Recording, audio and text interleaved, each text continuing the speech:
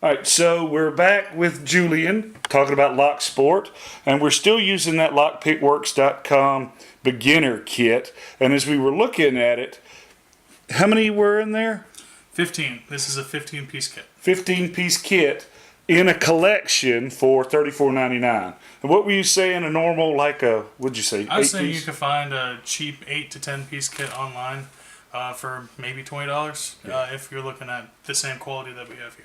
So that's crazy. So what he's going to do, or what I'd like you to do, Julian, if you would just show the different kinds of picks and what they're actually for. Because I don't know, man. I just grab one, stick it in there, start wiggling, and hope the lock opens. Of course. And what I'll start out with, I'll do the order in which I would use them if I was approaching a lock. Okay. The very first thing is the tension wrench, torque wrench. This is important for applying torque on the cylinder, and that's what actually causes the pins to stay set.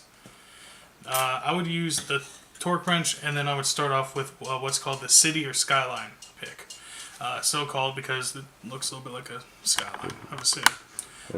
What you want to do with this is just kind of rock the pins. It's just a statistical thing. You're just trying to get the pins hit where they're set. And this just increases the probability of that by just putting in the lock and rocking it back and forth. Skyline, right? Because it looks like a skyline. And then you say just rock it up and down? Mm-hmm. You're not trying to pull that in and out or rake it or anything. You're just trying to rock it back and forth. And then what? What's next? The next thing I would do is I would use this. This is a snake rake.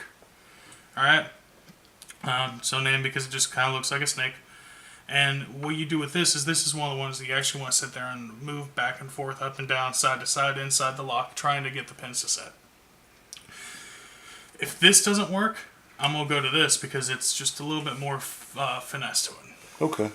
And you were telling me earlier that some of these are called worms and some of these are called snake rakes? Yeah. What I've seen and what doesn't necessarily make sense to me is that the longer ones are called worm rakes, but the shorter ones are called snake rakes. Yeah, you'd think it would be the other way around. You would think so. So here's the snake rake. And next, if the lock is still being stubborn and I'm in a hurry, I'm going to do what's called zipping the lock. It's not necessarily always recommended because it can cause damage to the pins itself, and it can show signs of the lock being picked like easily. But that's what this is for. This would be I would say this was a diamond pick, and it's just meant to provide a sort of, it has a low point, a high point, and you sit there and you zip it in and out of the lock. Okay. With force. Stick it all the way in and then rip it out. Yep. And you said this is a diamond pick? Yes. Stick that in, and then you just pull it out, right? Mm-hmm. Cool. And then what? We got one more in this kit? Yes. If I have a pin that's being stubborn, like if I know that I have a pin there that doesn't want to move because it has just a little bit too much pressure on it or something, or I got a pin where I'm curious with what's going on with it, then I go to there's a couple different names. A half hook, a semi-hook, feeler pick. Feeler pick, right? Okay. And this is named that because... Hey, Kitty. Kitty wants to learn to pick locks. But this is named that because you go in there and you try to manipulate individual pins. Come on, Kitty. But you manipulate individual pins and try to get them to their shear line. Okay. And this is the slowest method by far because you're just going in, you're playing with each pin individually or in sets of 2 or 3. Cool. All right, so here's the feeler pick.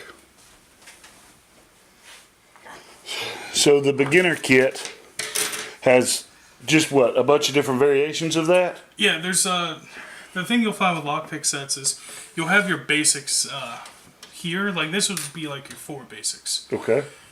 And then you'll have different variations of this. Like here's the Skyline. You'll have this one. You'll have this one.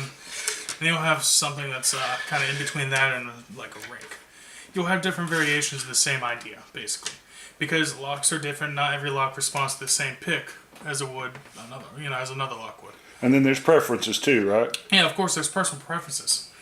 This is my first go-to, but if I find this isn't doing the job, I'll move to something more rigid and more set like this is. And if that's still not working, I'll go to this before I move on to something else. But it's just different preferences. I may like this better than you may like this. I may think this is garbage. You may not agree with me. You might think this is garbage. Yeah. It's all whatever works for you. Well, as we were playing with these practice locks, we were using different tools, right? And we had different kind of levels of success too. We were both able to pick these practice locks, but Julian was able to get it done much quicker and with less cussing. Okay. So let's go to the next thing that we've got, which is the next video is going to be on a lockpick gun.